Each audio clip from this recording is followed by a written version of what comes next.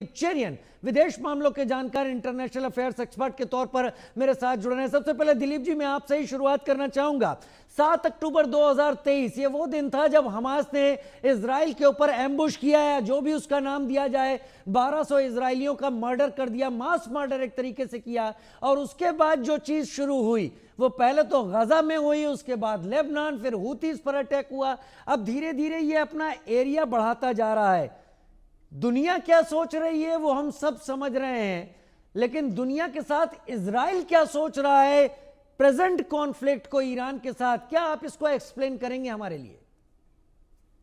ये जो हमास ने इजराइल पे अटैक किया, उसके बाद जो इजराइल ने अपने जो शक्ति दिखाई और जिस तरह से वो उनके इलाके के अंदर ही पैलेस्टीनियन को मार रहे थे, वो स्केल जो है अभी तक 1200 के बदले में कितने लोगों को मारा और कितने बच्चों को मारा, इसका अभी गणित निकल नहीं आया, क्योंकि अभी भी वो वॉर चल रहा है। ये जो आपने कहा कि जो एम्बिट, इजराइल का जो वॉर का एम्बिट वो बढ़ा रहे हैं, मेरे ख्याल में सबसे अहम मैसेज जो हम शायद देखना नहीं चाहते हैं, ये है कि वहां का जो लीडर नेतन्याहू, उनके ऊपर जो पॉलिटिकल प्रेशर है उसको कम कराने के लिए वो कुछ भी कर सकता है। तो इस वक्त हमें इसको एक एक लीडर की ओर से अगर देखें तो उनके लिए ये एडवांटेजेस है कि ये वॉर बढ़ता गया, अब ईरान में चला गया।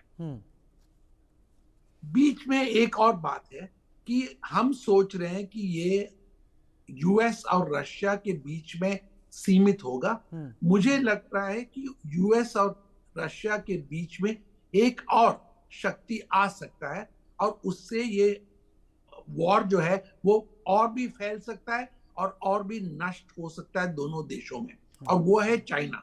अभी तक चाइना ने अपना जो हाथ है वो खुल के नहीं दिखाया, पर अभी तक जानकारी जो है वो ये है कि वो रशिया को भी एनकरेज कर रहे हैं और वो ईरान को भी एनकरेज कर रहे हैं।